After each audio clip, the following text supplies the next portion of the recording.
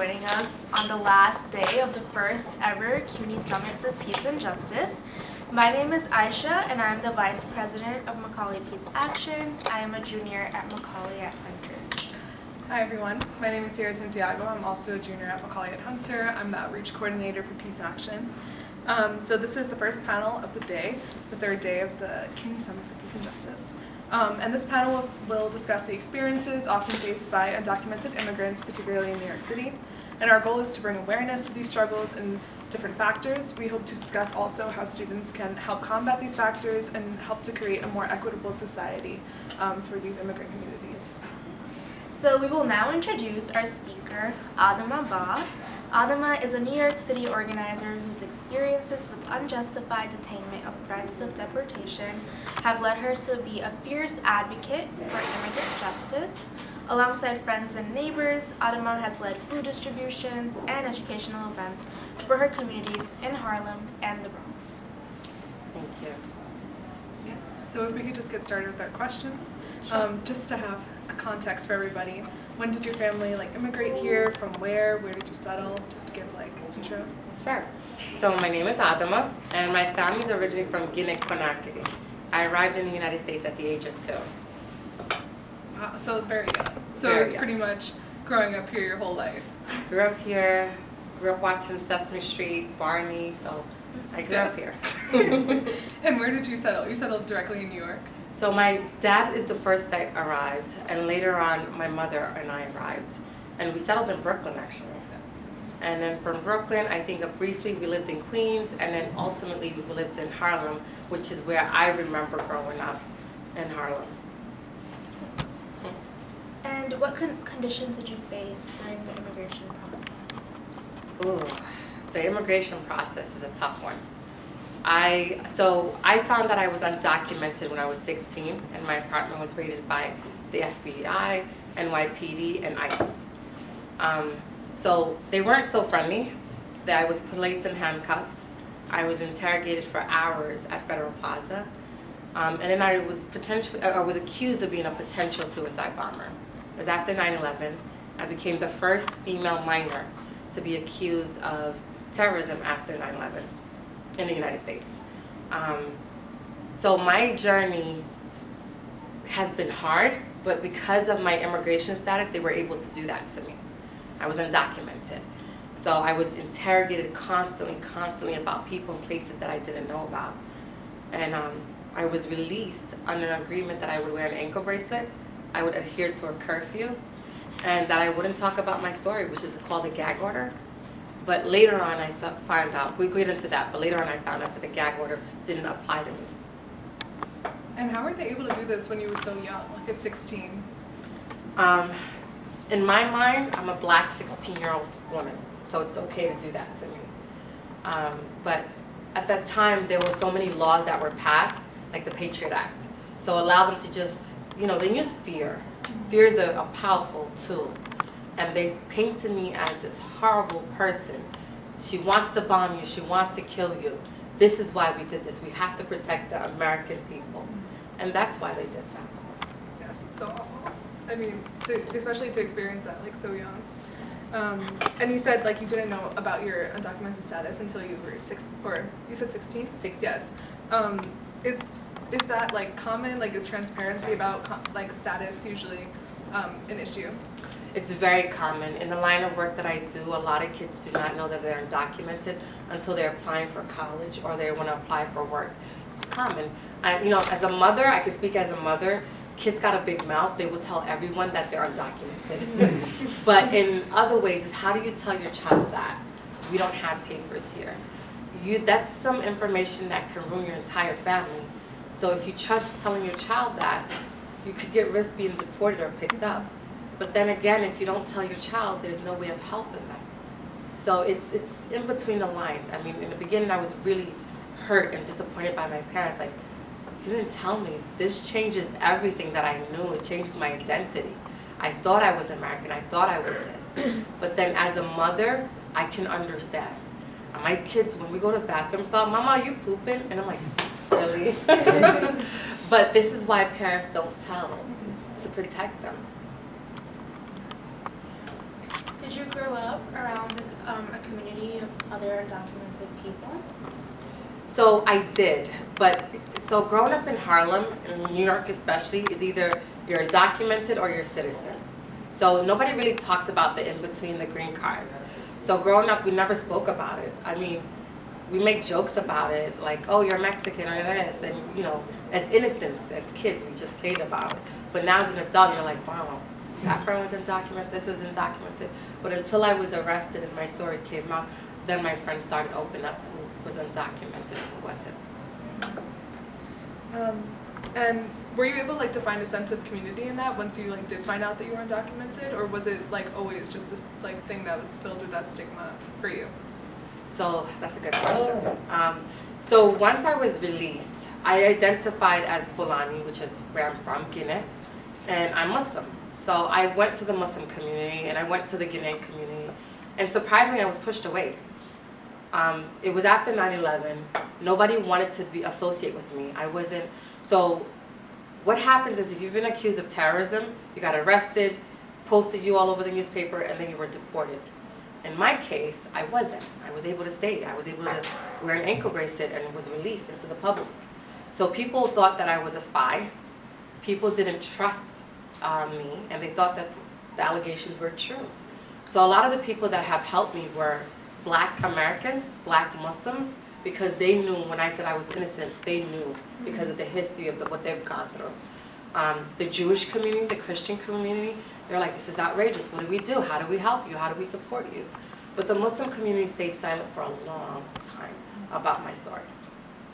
And in addition to like not having that sense of community, is there anything like about being undocumented? I mean, yes, but like not having access to service or like different educational things, services, resources. I mean, times have changed a lot. People are now more open to being undocumented. Though, like, I'm the undocumented college students, you know, Instagram. But at that time, I didn't know how to find myself. I mean, I was going through so many emotions. I was going through identity crisis. I just found out I'm not American. I just found out that I'm going to be deported. So I was going through a lot. So finding my community and my place was very difficult. So I created my own spaces. I created my own network and family based on my experience. And how did you first get involved in activist spaces? I didn't do it on purpose. So Facebook was very popular back then. So I started posting my stories about what was going on. And the more I spoke, the more people were like sharing with me. So I would help. And then within our communities, it's word of mouth. Like, oh, go to this person, they'll help you, go to that other person. So little by little, people were telling me their situation, and I was assisting them. I was helping them navigate a system that was not created for them. A system that I had gone through, and it was like, this is horrible. But the benefit that I had is that I spoke English. I don't speak English great, but you know, I spoke English. And I was able to help them navigate that system. And that's what helped me. And because of helping those people, my number of people that I was helping grew. So it happened not by choice, but it happened naturally. and is there any like services in terms of, you were saying like you spoke English and that was helpful. Was there any like language services that are like helpful for translation for undocumented people, or is it kind of like people just like with helpers like you know what I mean? Yeah. Like activists who are able to be that in between, or is there actual like government people that will come and help, or no? No. Not at all. A lot of the work comes from advocates and activists that are on the ground. Language access is one of the biggest issues we have in New York City, even still today.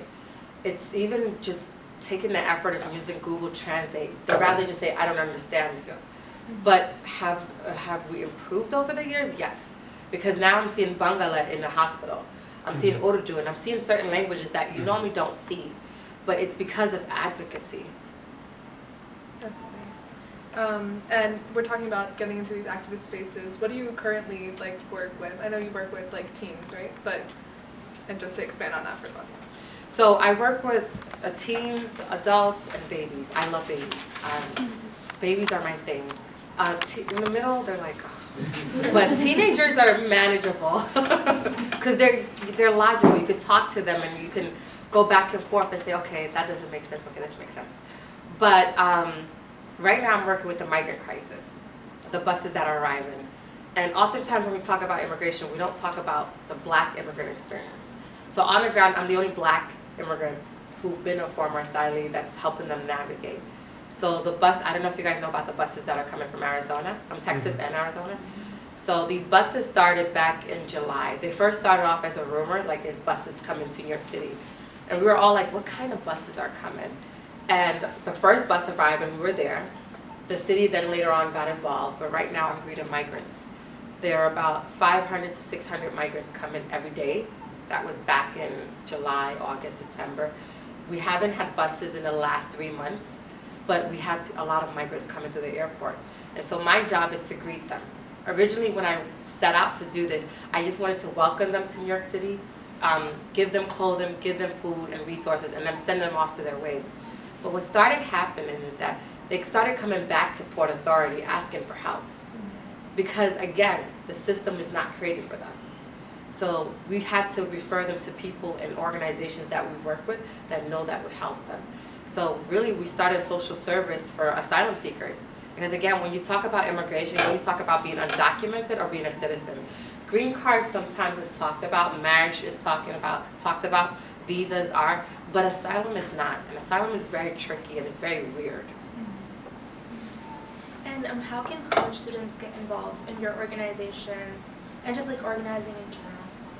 Well, so college students, you guys are very talented and you guys could do things that my old self cannot do. So coming down with your language experience, even organizing experience, we have students that come to Port Authority and take a group of migrants to their, not Social Security, to the food stamp office. So right now they qualify for food stamps. But if they go there, they're turned away. But if you have a student like yourself there, they're afraid to turn them away. You're the advocate.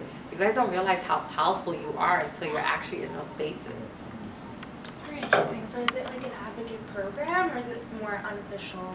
It's unofficial, but it's been very successful. So we'll have a group of migrants meet at Port Authority, come at Port Authority. We have a student come and take them to these spaces. Even if it's enrolling the kids in school, they get turned away and say, oh, we can't accept you, but it's illegal. But then if we have a student like you, like, no, that's illegal, you can't do that, that's very helpful. We've been able to help so many families that way. That sounds really interesting. I was like, how do you seek the volunteers? Like, how is there like some application for it, or do people just come? You'll be surprised. We don't vet the students that come. We just trust that you're all advocates and you're going to do right. Oh. But I think if someone is saying, listen, I want to help and takes the time out of the day, then come.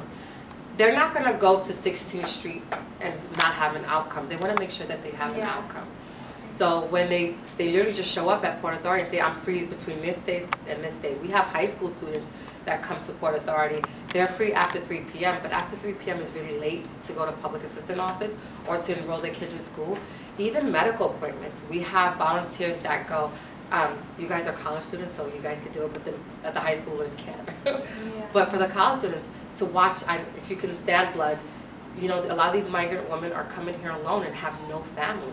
So being in that room with them as they deliver their baby, it's something that you guys can do too. There's a lot of volunteer opportunities that we have. You just have to have the time and willingness to come. Wow, that's amazing. Especially with like the medical aspect, like having somebody like a comfort when you don't have any family here is so important, I'm sure. The only time we vet you is if you have to watch kids. Because we do have, example, we have an Afghani father whose wife passed away along the route. He's a single dad of 3. This is his first time with the kids in a new country. He needs a break. Yes. Who can babysit? So we have to vet who's babysitting. And then just talking about you and your work, like what do you hope to be engaged with in the future? Like obviously this long term, but like anything else you're interested in exploring? So in this advocacy, I'm learning it's great to advocate, but I'm here to change the system. It makes no sense that I'm advocating individually and not changing what works, right? The system is a 400-year-old system that's not working, and no one is willing to change it. And I think there's so many advocates out there saying something, but how do we collectively change that? Example, DHS, Department of Homeless Services. It's one of the worst systems that we have. Yeah. We talk about the unhoused community a lot, And and I'll touch on the migrants versus unhoused community. But DHS, in order to even get a bed in DHS, you have to have certain documents. Documents that you and I don't have. You have to prove your addresses. Even if you lived in a college dorm and you forgot about it, you just lied. So you don't get a bed. It's things like that, identification. So just having a bed in the homeless shelter system is impossible. And then when you actually get a bed, it's the way that they describe it, they're like it's hell. You're in an open space, there's no privacy, there's no services, there's no mental health services. And so now you have the migrants coming and they're going through this, and we're actually watching them get kicked out of the shelter even though we're right to shelter. We're watching them getting assaulted and beat up in the shelters. We're watching as staff members are horrible and horrific to them. So while I'm in there advocating, I'm not just advocating for migrants, I'm advocating for the unhoused community, because that doesn't make sense. Why are you requiring all these documents if someone is telling you, I don't have a home? Why are you requiring identification if they don't have any? They lost everything. Yeah, they're like trying to say, you need this identification to be a human. Like if you don't, then we're not going to treat you like one. It's very like just horrifying. It is. And that was kind of our final questions. If we can have a round of applause.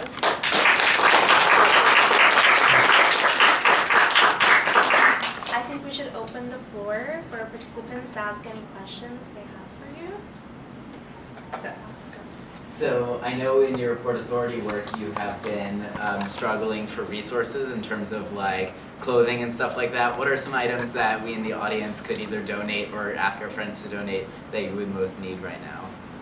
Matcha cars, toiletries. So you have to understand the migrants that are arriving when they cross at the Mexican border into Texas, they're detained and everything is taken away from them.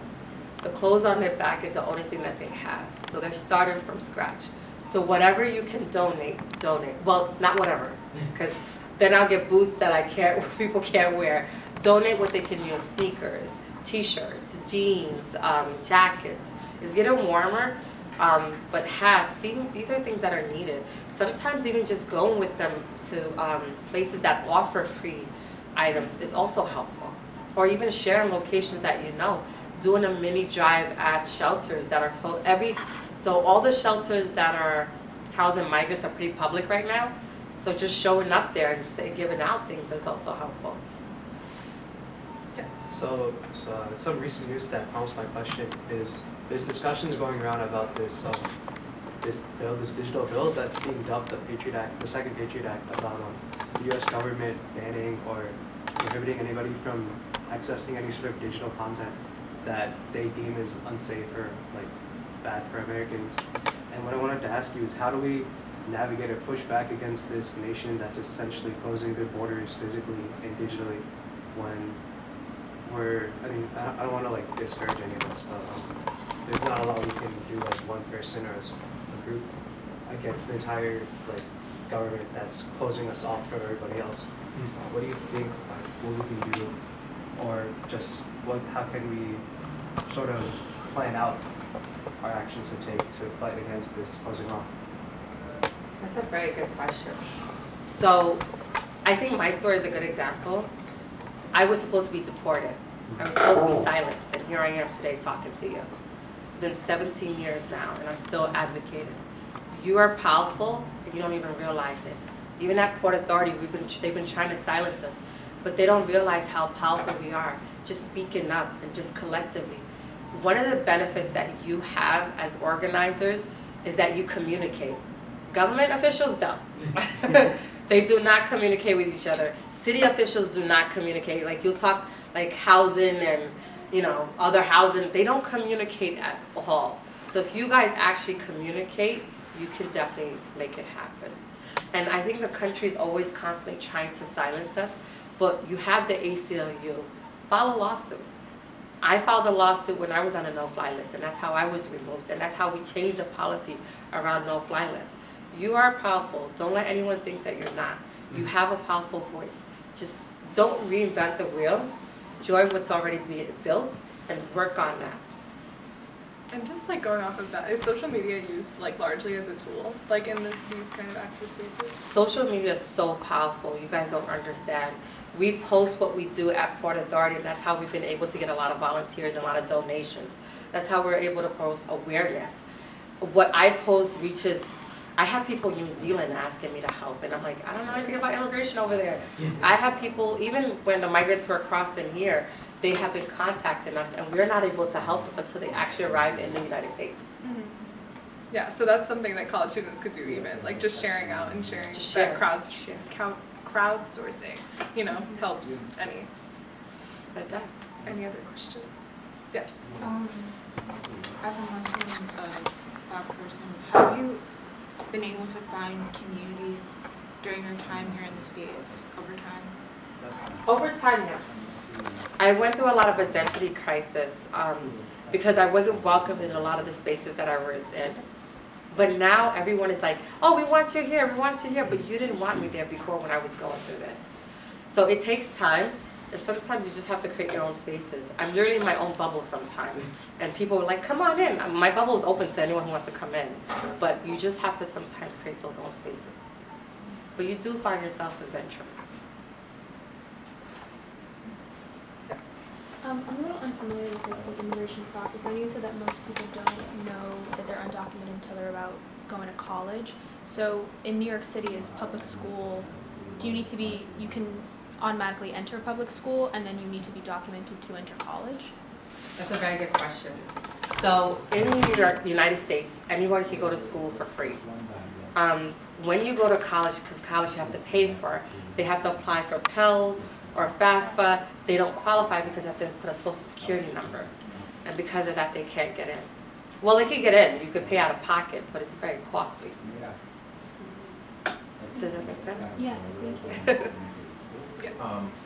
I am actually an undocumented student in CUNY system, so I can kind of like explain a little more. But so the DREAM Act, the New York State DREAM Act, was passed just a couple years ago, which allows some undocumented students to qualify for TAP, which is the state financial aid, which covers part of tuition if you go to CUNY. So CUNY or SUNY publics, because it's gonna be cheaper, so it's gonna be like affordable, but it's like very restrictive as well. And at least like we're in a state that allows that to happen. There's other states like Georgia that basically forbid undocumented students from going to public colleges at all. So it's yeah, like as soon as you get in, at least in New York, you don't need to provide a social security number, so you can go to college. But it's still like every year there's like tuition increases, and it becomes like too overburdening to like have anything, you know. That's a very good. Thank you. Would you be able to talk a little bit about the experiences you've had as like a West African Muslim woman, navigating kind of the issues of immigration and stuff like that, when I think a lot of the conversation tends to center on like Central and South American migrants? Yeah, sure. Even when these buses were arriving, all the resources and services were catered to Hispanic migrants. And so when I often talk about it, they make it sound like every time you bring up an issue, they're like, oh, you're saying that Hispanic migrants are getting everything. No, I'm pointing out an issue that's happening. I'll give you a great example, OSHA classes. OSHA classes are only geared to Hispanic migrants, but not to Black migrants. As if we are not architects, we're not builders, we are not well versed in this area. But all the services are always geared to that. And in the spaces that I'm often in, there's always Spanish panelists talking about immigration. What about Black migrants? What is their journey? Even when the buses first started, all I saw was Hispanic migrants. And I said, what's going on? Where are the Black migrants? And I started picking up the phone and calling people in Chicago, Texas, DC, and like, where are the Black migrants? Where are they, what's going on? And then we found out for Black migrants only, and the reason why I say Black migrants is I don't want to exclude Jamaicans and Haitians. So Black migrants, once they cross over into Texas, they are detained and they're arrested and detained to another location. They're shipped out all over the United States, Atlanta, Louisiana, California, Seattle, Washington. There's so many different detention centers around the United States. When they're sent there, they're then to where they have to pay a bond, just Black migrants. The highest bond I saw was $6,000, there's higher. Once they pay that bond, they are released just in the middle of the streets. In Louisiana, for example, they're literally just street dropped off. And then there's a church van that drives around helping them get into their van, drop them off at the church, and provides them with resources and services. They then contact this organization called the Bisha, who flies them to New York City. But these migrants don't often have that money, so you have organizations like Abisha, Haitian Bridge Alliance. Those are the most common people that are doing border work. They pay for their bond, fly them to me, or fly them to wherever they need to go. But black migrants have not been talked about often, and the discrimination that they go through. As I remember, there was an event that I was at, and they were like, there's a plane full of Haitians being deported back, and you just let thousands of Hispanic migrants in. But black migrants are constantly pushed back and pushed away, and their stories are not often talked about. Their journey is not even documented as much, but they're there, they're out there. And even the services right now, if you guys decide to volunteer with us, there's a group of black migrants that need to apply for Medicaid insurance. Please come volunteer and I'll connect you with them. And don't think it's because you don't speak the language you can't help. I don't speak Spanish, and I helped over 50,000 Spanish migrants into the shelter system and help them navigate a system. We just Google Translate, so you can do it. When we have, we often talk about the forgotten migrants. We also have a lot of Afghanis migrants that are arriving. These are migrants that Afghanis that we've forgotten when we left Afghanistan. And if they would have stayed, because they supported the American, I don't know what you want to call it, the American troops, they are now subjected to death. So they fled and did the Mexico journey. And so now they're here. There's no services for them because no one was prepared for them. We're often never prepared for crisis and black migrants. We actually had a speaker yesterday, Professor Sora Saeed. She's associated with Macaulay, but also she's psychophobic. But she talked about, literally yesterday, about like a bus of 100 Afghan migrants, and that she has basically it's very loosely organized, helping them, because it's hard to even maintain 100 families is really hard to keep together, and especially what you mentioned about the $6,000 bond is insane, because we're saying they're coming here with nothing, or basically nothing, or as they're traveling losing, not having those resources, and we're asking them to pay $6,000 to be released. No, we don't have that. Sitting here on stage, I don't have that. So it's insane. Yeah. Any other questions, audience? Yes. Have you made any study of 9/11, the U.S. role in that? Was it deliberate to cause difficulties? If it was deliberate? To cause difficulty for immigrants? Oh, yes. Often when a crisis happens, we find a way to blame the migrants or the immigrants. COVID, we blame the Asian community. 9/11, we blame Muslims. But even when you talk about 9/11, you don't talk about the blacks that were detained around that time and that were arrested and deported. Well, a lot of the statistics go on based on Bengal, South Asian community, Arab community, but not so much about the black community, what they face. I'm just curious, I know once Trump lost re-election, I think a lot of American liberals just kind of went ooh, good, glad that's done, now we're back to having a good president or whatever. What has your assessment been of Biden's policies regarding immigration and stuff like that? Do you think there's been progress since Trump, or do you think what's your assessment there? Oh no, Trump's legacy stays because that hate just passes on. A lot of the people who we thought were decent people, their actions truly showed themselves. And I think people think that I hate Trump. I disliked him because he went against Muslims.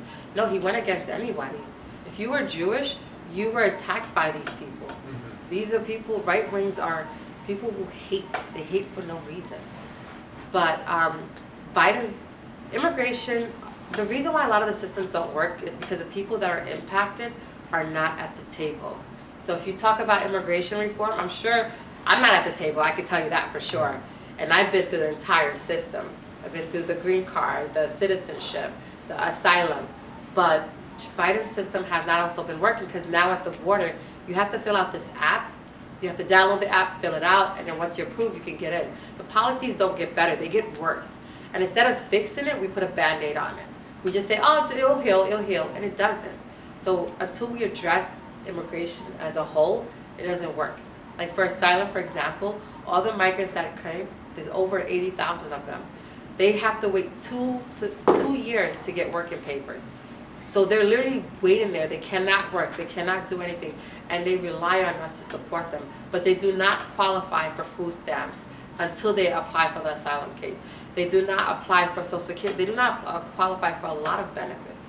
So they're literally just sitting there and waiting to be processed. Anybody else?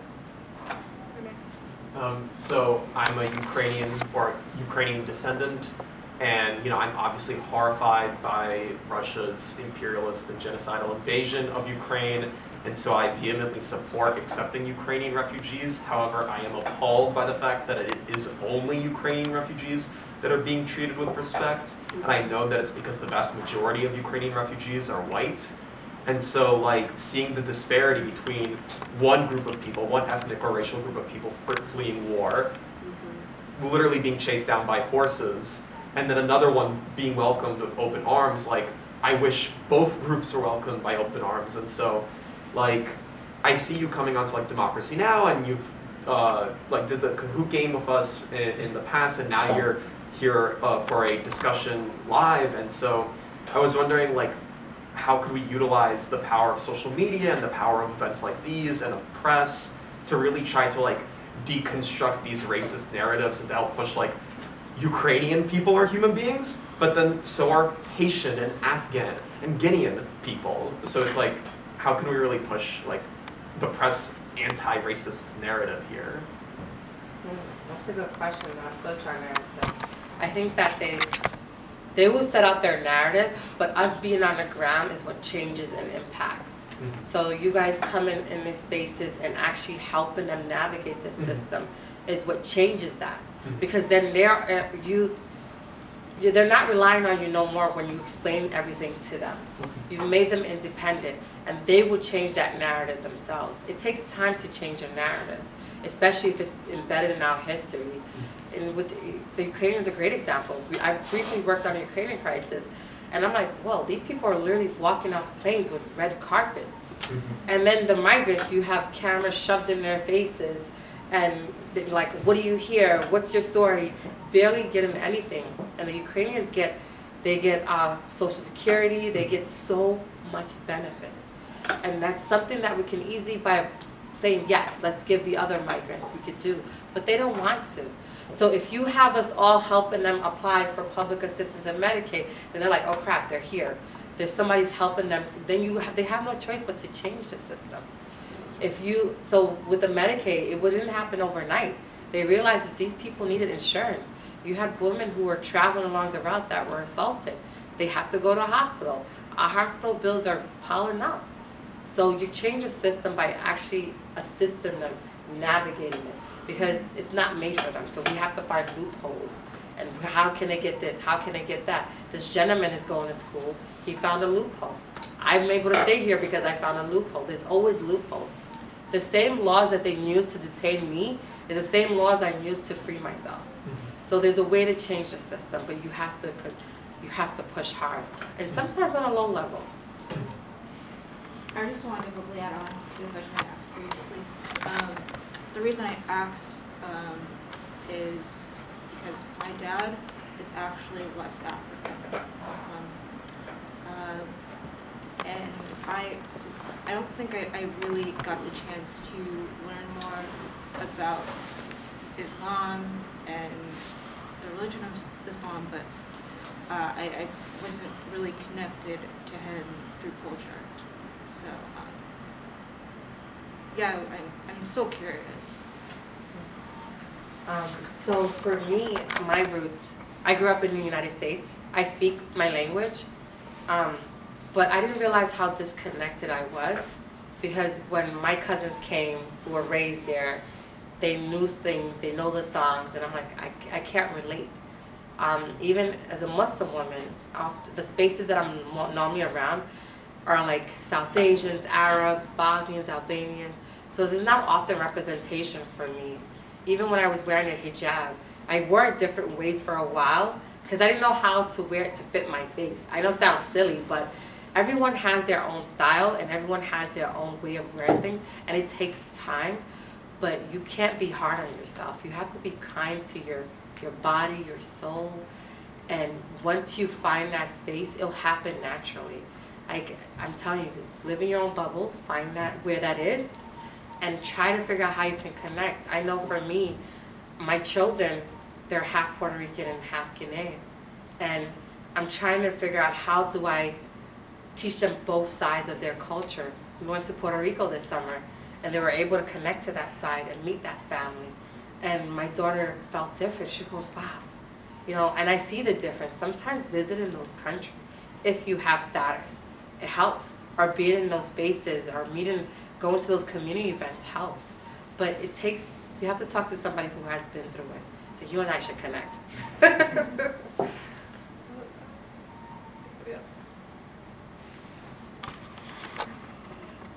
All right, well, a big round of applause.